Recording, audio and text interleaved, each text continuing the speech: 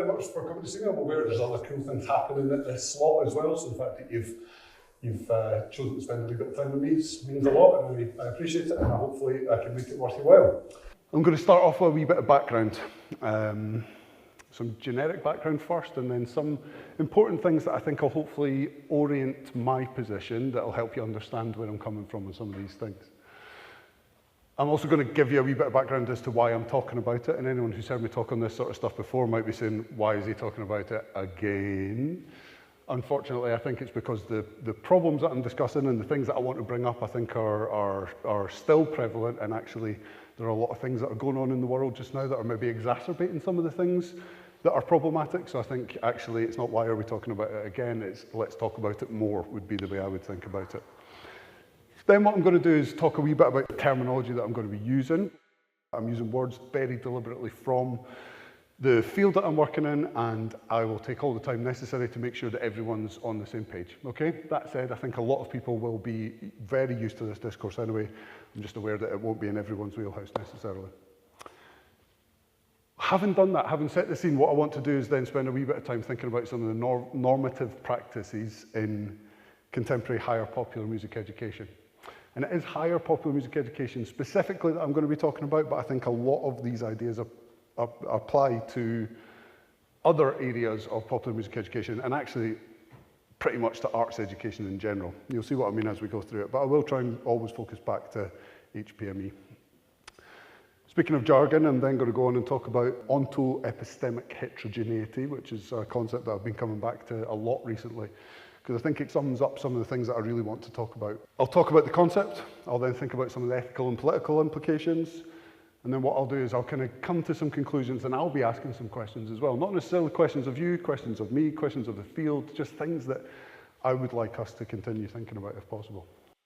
All right, why am I talking about this? I'm talking about this because from my perspective, and I appreciate everyone's perspectives will be different, but from my perspective, we are living in a world that is unacceptable in many ways at the moment, okay? Unacceptable in many ways because of war, because of famine, because of climate change, the massive big ticket things. Unacceptable because of the societies that we're living in that are marked by such inequality, that are marked by such unfairness, that are marked by such oppression, that are marked by such violence that actually life is very, very difficult for an enormous amount of people at the moment. Now, you might argue that that's always been the case, and to some extent I could probably have stood in front of you in any epoch and given you a similar sort of situation. However, what I'm seeing now and what I'm feeling in the time and place in which I live is that we're part of institutions, we're part of bigger frameworks that are, I think, because of adherence to normative practices, normalizing so many of these problems as that's the way the world is, as so what? What do you mean we could do it differently? Because of that, I think actually the more power that institutions have, the more power that individuals within the institutions have, when not engaged critically, I think actually we have just leveled things to such a state that actually we're quite happy in a lot of cases. I say we, thinking about the sector as a whole, I'm not talking about any individuals for sure, that we're quite happy actually to just say, yeah, that's the way things are. I'm not happy to say that's the way things are, and that's why I'm still talking about this. That's why I'm talking about this again.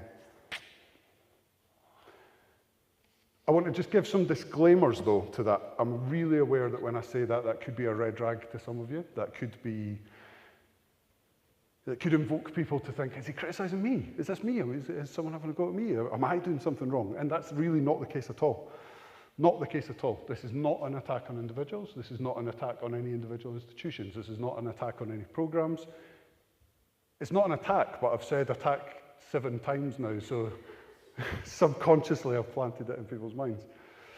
If it's an attack on anything, it's a consciously critical lens back at our field. Our field being music education, our field being popular music education, our field being arts education, our field being the humanities in general perhaps, academia in general maybe even. So this is not an attack, and I really am trying to embrace this positively, but I do think, you know, if I have any privilege in my position, I want to use it to try and unpack some of the things that are going to maybe make the world a better place. It's not something I'm trying to force on people either. but it is a very deliberate provocation in the hopes of an honest discussion.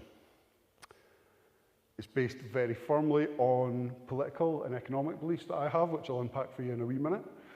And I'm very aware that I'm sitting in a room with a lot of people, some of whom might agree, some of whom might disagree, and that's fine. What I want to do is stimulate debate amongst a bunch of academics, amongst of artists, of educators, of intellectuals, so that we can have these conversations, not so that I can attack anyone or be attacked in return. It is philosophical. It is kind of jargon heavy in some senses. I will be using a lot of discourse, but it's in no way meant to be esoteric, okay? If there's anything I'm saying at any point that people are just like, I kind of remember that, but oh, what do you mean by that? Or you've done a really bad job of explaining that, is also fine. Just give me a shout and I can pause and I can come and come back to things if useful. And although it's critical, I'm using this as what people like Paulo Freire might call an act of conscious positivity, okay? It's optimistic. It's motivated by a desire for a socially just music education. And I'm coming to you from my perspective in the hope that we can have a discussion about some of the ideas that I raise. Everyone okay with that? Yeah? Okay, thank you. So, for me, this is built on two central pillars. And what's really nice is I now get to stand in front of you with two slides, one that says love and one that says hope. There might be some of you that will hear these words and kind of think, oh, Jesus, he's a Marxist and a hippie. Fine, so be it. I'm coming to you with these two words. I'm going to start with the word love, and hopefully you'll realise that obviously I'm not talking about any sort of notion of romantic love. I'm thinking that love and hope being two central pillars of my pedagogy, two central pillars of my kind of being as an academic. When I'm talking about love, I would like to draw on Antonia Darder, who talks about love, saying when love is embedded in our pedagogical practices, we enable students to recognise that their needs, their desires, their wants, or whatever it is that motivates them, matter. Okay? Now, for a lot of people, and I've heard some brilliant presentations this week already that would suggest that this is just kind of firmly embedded in a lot of what all of us do, but I want to make a point of saying that actually a pedagogy of love is important to me. A pedagogy of reaching to our students as human beings, embracing their humanity as people with us, not subjects of our education, is massively important. They matter, we matter, and the relationships that we build with each other matter. So how can we do them as consciously as possible in the hope of facilitating their humanization? The next word, the next pillar, if you like, is hope. And in hope, actually I'm going to draw from Henry Giroux. Aidan, you'll recognise this quote because you and I are writing a paper together currently that we use this very quote in. But hope being the other side of love in some respects. So without hope, this is Giroux in 2015, without hope, even in the most dire of times, there is no possibility for resistance, dissent, or struggle.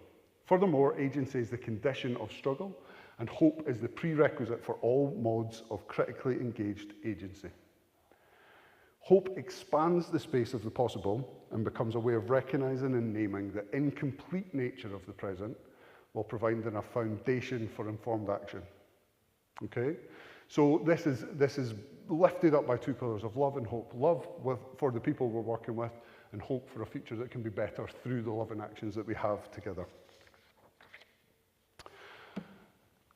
I think it's important for me to spend a wee bit of time on all this kind of background scene setting stuff for just now. So I'm going to keep going. I'm going to talk about my positionality. Very aware of some of the debates around the nature of positionality in research and some of the criticisms of people just standing and giving a positionality statement. But I do think it's important because it gives context to some of the work that might otherwise seem esoteric. So in terms of my positionality, I am a straight, white, educated male. Don't laugh. Say again? That's already a challenge. If this was a game of privilege bingo, I've almost won the bottle of whiskey or whatever you get in bingo, I don't know. It's probably not a bottle of whiskey, is it? That said though, I think it would be superficial, I think it would be reductive to just go with these, because actually in my day-to-day life, there are other things that impact on me and the way I navigate the world, the way I interact with other people, the way I interact with my students, the way in which I feel the world comes to me. Very much identify as a working class individual. Now, there's a lot of debates around whether that means anything these days, but actually, coming from a Marxist perspective, I very much believe I need to sell my labour to exist. I need to sell my labour to perpetuate my life within this world, and therefore I'm very firmly positioning myself in relation to the working class. I've got unseen disabilities, a number of unseen disabilities, yeah, so okay, I'm walking around, I've got no ambulatory problems, but I've got things that are part of my life, things, personal parts of my life that are disabling in some ways. I very much want to make sure that I'm not grasping at that as an identity issue. What I am saying is that there are things in my life that, whilst I do have many privileges, there are also challenges that I would face in my existence at the same time. I grew up in a family in which education was utterly transformative. This idea of education kind of being a right and a privilege that just surrounds everyone isn't necessarily the one that I grew up with, but one that I saw as transformative in the family life around me. So I'm very much coming at this as someone who is drawn on particular politics and particular views of economics and particular views of art and particular views of industry and particular views of education based on the way in which I interface with the world. That has led me to a position in which, theoretically, I'm very much influenced by a lot of these people that we see up here. The last time I did this, it erupted into a game of Guess the Critical Theorist. I don't have the theme tune with me today, so we can't play it. However, I think it's really important to just point out some of the people that I'm interested in, people that I'm engaged in. So we could say, roughly speaking, critical theory or critical pedagogy and the kind of people that kind of fly around there. So we've got folk like Gramsci, Freire, Hooks, Darder, Horkheimer, Adorno, Marx, Giroux. These are the kind of people that I'm reading, kind of people that I'm interested in, and therefore the language that I'm using, the ideas that I'm presenting are very much going to be drawn from some of the ideas that these people have put forward into the world before me. All right, so terminology. Again, I don't want any of this to be esoteric. There are words that might seem opaque and I don't want them to be. I'm using them for precision, and what I really want to do is make sure everyone's with me on them. So if anyone wants me to repeat anything, please do just shout.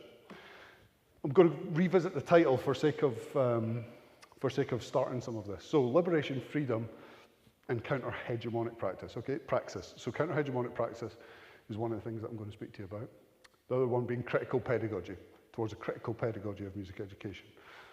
The reason for that is that these are the kind of frameworks and lenses that I'm really using for the work that I'm going to speak about today, in the hope that it will lead us to some questions that we can ask towards the end. So when I'm talking about counter-hegemonic praxis, that feels like a bit of a mouthful again, but what I'm really talking about is things that we can do that can undermine or that can resist or that can interrupt some of the hegemonic practices that dominate the way that we live. And I'm going to talk more about that in a minute.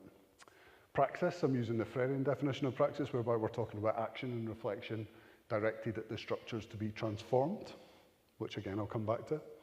And critical pedagogy being the kind of pedagogical application of some of the ideas of critical theory and the movement that followed. So when we're thinking about counter-hegemonic practice, it doesn't make much sense to put the prefix counter without having talked about what I really mean by hegemony first. So I want to spend just a wee bit of time on this. I know this is the kind of thing that probably makes folk think about like first-year sociology lectures, but I think this is useful. So I guess what I'm really saying is that for my money, and this is obviously based on the work of people like Marx and Hegel, this idea of historical materialism is really important in understanding hegemony. If crudely, for the sake of time, we can say that there is a kind of dialectic interrelationship between the base and the superstructure, right? So the base being the kind of modes of production and the relations of production that underpin our society, and superstructure being the kind of institutions, the actions, the behaviours, the ways of living that are influenced by that base. There is this kind of maintenance and relationship cycle that exists between the two. So while we've got an economic base that is capitalism, and arguably, more specifically, neoliberal capitalism these days, the suggestion based on this model is that that influences everything that exists in the superstructure. So let's take a wee minute to think about what that means. So we've got this economic base that kind of determines how we live, determines how we relate to each other, determines how we relate to labour, determines how we relate to many other things. What I'm really saying here is that because of the underlying economic base that we have, so much of what's happening in education, let's say, as one of these kind of superstructural entities or superstructural institutions, is really dominated and influenced almost subconsciously and almost actually in a coercive way by the economic base that supports. Now, some people only go that far. What I want to reiterate is that actually, yeah, the superstructure can also influence the base, but as neoliberalism takes hold, as we go deeper and deeper into what cultural theorists like Mark Fisher, for instance, might call capitalist realism, based on a kind of business ontology that underpins everything, I think it's becoming harder and harder in some ways for the superstructure to actually have impacts back towards the base. And I suppose that's what I really want to say is, with music education, I think we do have an opportunity to subvert and to undermine some of these practices, some of these processes, so that we can move forward to a way where we can actually start to have some sort of influence in the way in which we relate to our students, the way in which they relate to themselves and to their labour, and the way in which we consider art in that nexus. So, I'm also going to be talking about critical consciousness, and for me that is, again, drawn very much on the likes of Paulo Freire and bell hooks. It's the ability to recognise oppressive social forces shaping society and to take action against them. It's the ability to recognise some of the contradictions and tensions that exist in our society, that impact on our lives within society, and also the ability to actually intervene critically in reality in order to change it. If we don't have a critical consciousness, if we have what some of these scholars would call a false consciousness, where we're happy to just accept everything that's put towards us in the way in which the world works around us, it's very difficult for us to ever conceive of any change, because that's the way the world is, and it's immutable and unchangeable. So when we're thinking about counter-hegemonic liberatory practice in that case then, I guess what I'm saying is that there's a dialectic relationship between action and reflection, and we should be aiming to direct that towards the structures that we believe need transformed. Now, they'll be different for everyone, but I think the point holds that if we continually engage in praxial cycles of action and reflection, there's a chance that we might be able to make change in the world around us.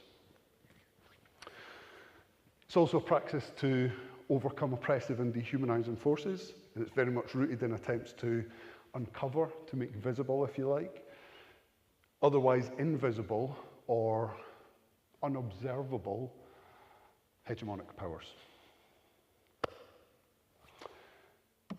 I'm going to give one more slide of jargon, and then we're going to move on from there. So all of this, for me, again, leads me towards this idea of critical pedagogy and very much a firm embrace of critical pedagogy. And I think certainly colleagues of mine, students of mine will recognise that this is very much the way that I go about my work.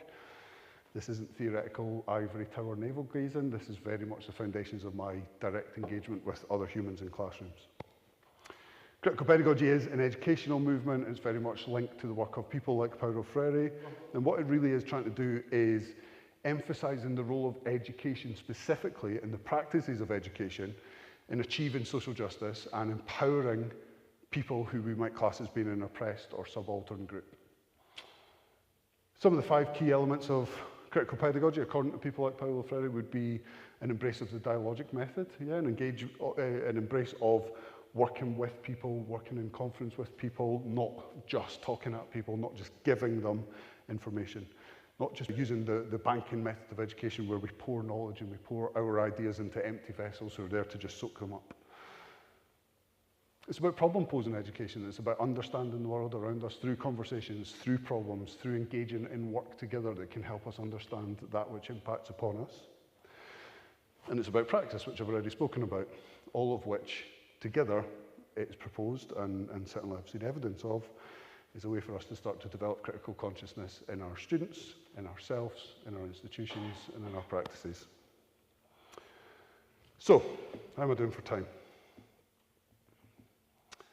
There's 2 answers to that. There's what my clock says, and if you guys are bored of me yet. Okay, that's cool. Okay, I reckon I've got a fair bit of time left in that case then. That's a lot. I've just thrown a lot at everybody, and I don't know y'all, right? So if this was a classroom of mine, I would have a good idea of where people are at. Are people largely aware of, on board with, useful to keep explaining some of these ideas, or to explain them as I go? Okay. Shout at me like a game show. Too much! Tell me more! Shut up. All of the above is fine with me. Having spent a wee bit of time thinking about the kind of theoretical and the philosophical and the ethical considerations that I've put forward in terms of how I work, how I think about the world, the way the world impacts on me, how it shapes me and who I am, I think it might be useful now to kind of have a look at some norms that we have within popular music education, right? Now, you might all rightly be going, how the hell can we have norms across all these different places of the world, all these different levels, all these different institutional contexts, all these different priorities from different competing bodies? How can there be norms? Right, I'm really aware of the dangers of homogenizing here, okay? Very aware of that. I don't want you to think how naive this guy thinks it's all the same everywhere. I know it's not. The reason I know it's not is because I engage in a lot of work with other institutions, I work with other colleagues, I spend a lot of time going around other institutions figuring out what people are doing. So whilst I might homogenize to an extent, I guess I'm doing so from a relative position of expertise, having spoken to a hell of a lot of people, okay? Now, that's not an excuse for homogenizing, but it helps you understand that this isn't just me stabbing in the dark here, this is me having spent a long time speaking to a lot of people and being able to present this based on conversations rather than based on intuition.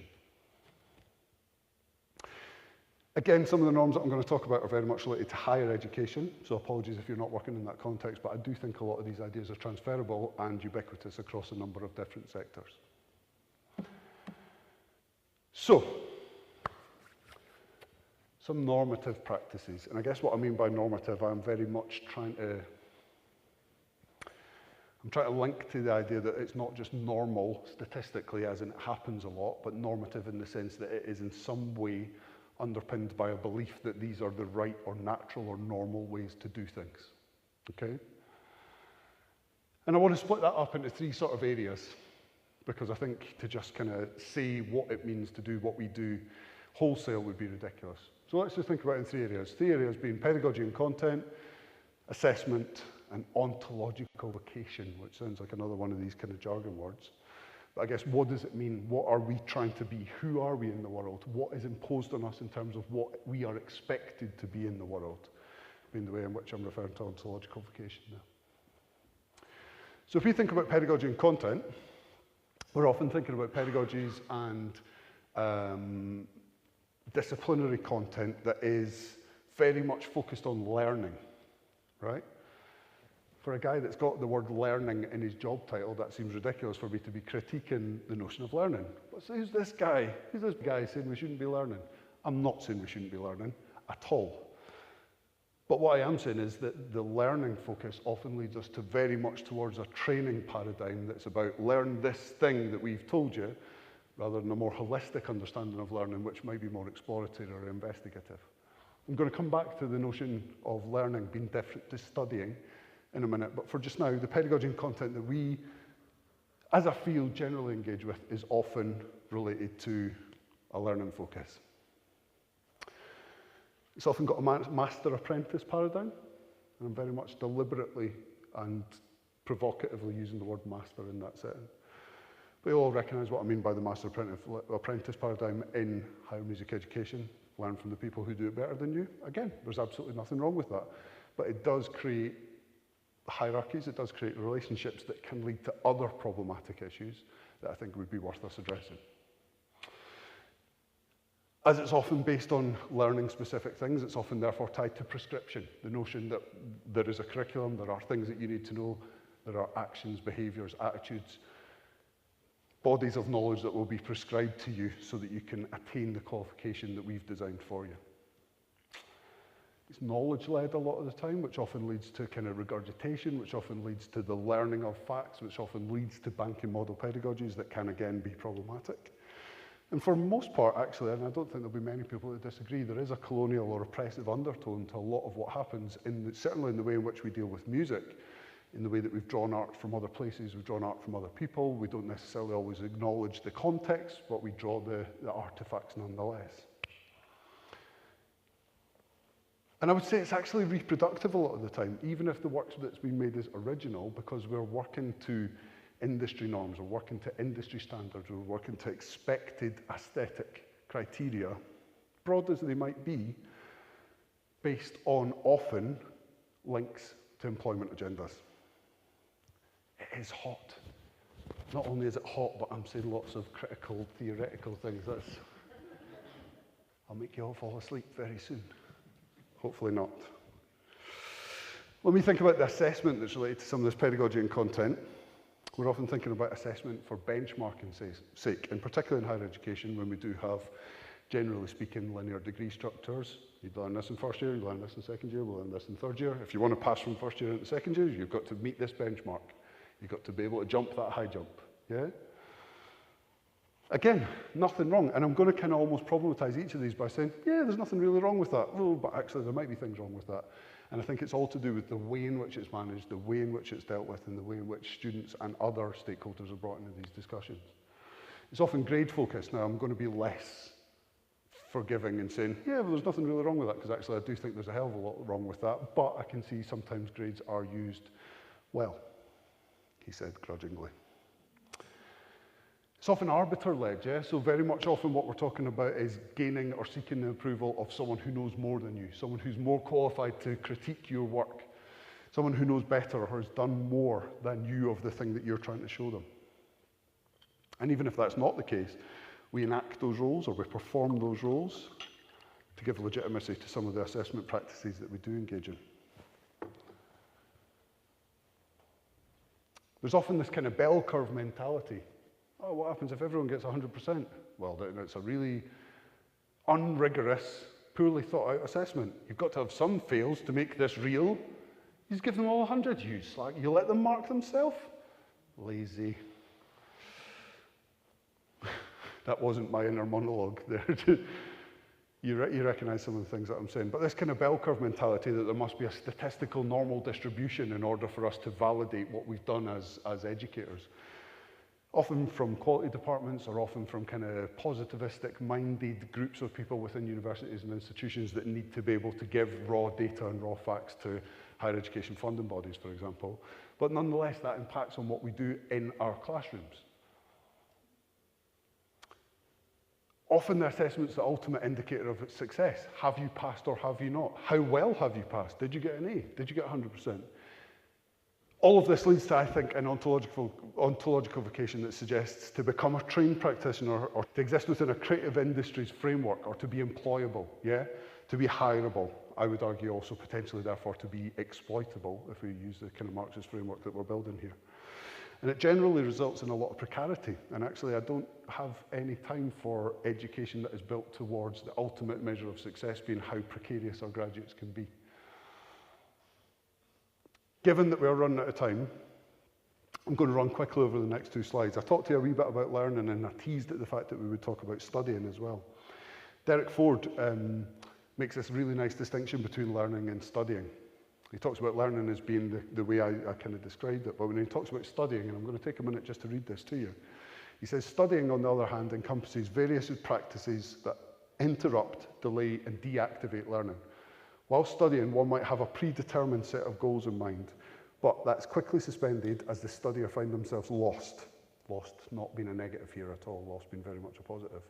Wandering and straying in unpredictable and unforeseeable way. In essence, studying is a pedagogical style that renders existing and foreordained ways of being inoperative, and in doing so, it opens up the possibilities of what can be, and the dictates of what is are suspended. To get onto the stuff that I really want to talk about in a minute, let's just say capitalist normativities impact our students' lives and the ideas of who they are and who they can be. Employment-focused HPME curricula, very much based on training and employment focuses, frequently contributes to, normalizes, validates even, a lot of the serious problems that we have in terms of political, economic issues for all involved. We often conform deliberately in the hope that it is a way to prove ourselves to be ready for industry with things that we don't necessarily degree in. How's that for a Freudian slip?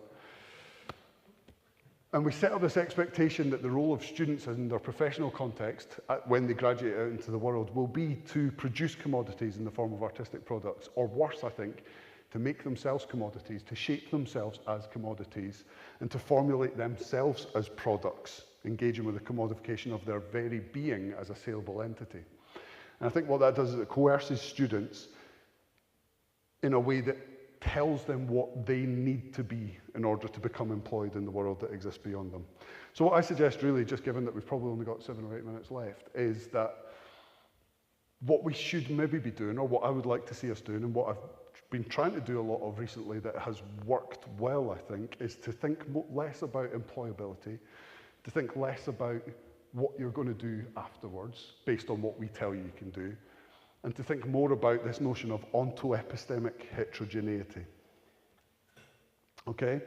Onto-epistemic heterogeneity is, obviously, as you can see, a contraction of ontological and epistemic. So obviously, if we're thinking about ontological, we're thinking about the nature of being, what it means to be, how we come to be, who we are, and the way in which we think about that. Epistemic being, obviously, the way that we think about knowledge, how we understand knowledge, and how we relate to knowledge in our world. So onto-epistemic heterogeneity acknowledges that our ways of knowing about the world are shaped by our experiences, our identities, and our social context. Our being in the world is shaped by the relationship to knowledge. Conversely, our understanding of our own existence, of our identities, of our social context is influenced very much by the knowledge frameworks and the epistemological lenses through which we interpret them. Yeah? So our knowledge is not abstract or detached, but it is very much rooted in our embodied experience of the world and our situated perspectives. And this embodied knowledge reflects our being in the world as it's ultimately tied to our lived experience, to our consciousness, and to our actions with specific social cultural context.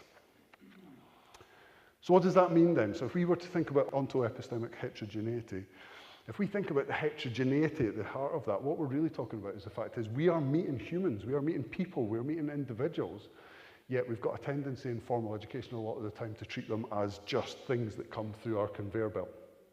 If we can embrace them as individuals, if we can embrace their onto-epistemic heterogeneity and foster and nourish it while they're with us, I think it helps us think about things like humility. I think it helps us think about things like diversity, but not in a tokenistic way, but in a genuinely meaningful way.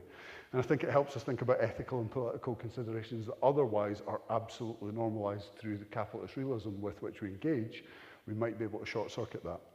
So if we think about the humility and diversity, we can start to recognize the interconnectedness of knowing and being and the profound implications that this has for how knowledge is produced, how it's validated, and how it's disseminated. I think it challenges also the idea of a single, settled, universal truth, and it acknowledges openness and it acknowledges other diverse perspectives and alternative ways of knowing that are always and inevitably coming into our classrooms, that are coming in front of us in the people that we're dealing with, but are so often effaced at the door because we don't have pedagogies or assessment methods that necessarily allow that to happen and to exist and to be demonstrated and displayed within the world that we've built for them. I think if we start to think then about this kind of inclusivity, it enriches our understanding of the kind of complex phenomenon and fosters an epistemic humility, a recognition of the limitations of the situatedness of our own knowledge as dominant forces, and embraces that which would otherwise have been considered as other, as different, as lower. What are the ethical and political considerations of this then?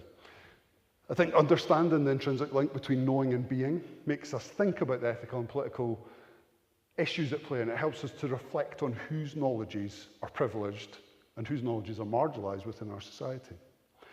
It calls attention to the epistemic injustices that occur when certain ways of knowing, certain ways of being are elevated and others are marginalized or suppressed, particularly those of already marginalized communities. Promoting onto-epistemic heterogeneity, on the other hand, involves advocating for epistemic diversity, and it challenges systems of knowledge hierarchies and domination that otherwise occur within market-driven pedagogies. So what does that mean then for us? What does it mean for us? Well, I think actually if we're serious about these kind of things, there's a lot of ways in which we've tried to mitigate problems, but only done so superficially or tokenistically. Yeah? By thinking of issues like diversity and just saying, okay, well, it's the way in which we can get other people to come into our world, or the way in which we can drag other people to our norms, or the way in which we can make other people feel comfortable whilst being dominated by us. I think that's really problematic. I think if we were to embrace pedagogies and curricula that are based on the fostering and privileging of the heterogeneity and the diversity that exists in the onto-epistemic conditionality of the people that come to meet us, we're going to have a much better perception of who they are, of how we can relate to them and how we can dismantle the student-teacher contradiction in a way that will move towards critical consciousness. Does that mean I hear you say we can't teach them anything?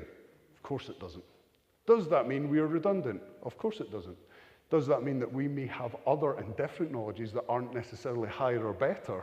Yes. Can we work together to understand ourselves better, not just to push people out into the world in a conveyor belt situation? Yes. What norms do we accept and promote and reproduce in our practices? Are we imprinting our consciousness and being as templates for our students? Do our curricula and pedagogies and assessment strategies reinforce this hegemonic status quo? And at different times, in different classes, with different people, on different days, the answers to those questions will differ. But I would suggest these are useful questions for us to think about as we embrace a different way of thinking about curriculum design, as we embrace a different way of thinking about music education, and as we try to dismantle some of the problems that are built up for us by institutions that we don't necessarily agree with a lot of the time. Just to move to some concluding thoughts, and I promise this is my last slide. We make and we reshape the world by living in it and acting on it. Okay? We're not neutral. Everything we do with the people that we work with has an impact on their life, their way of understanding the world, and ours.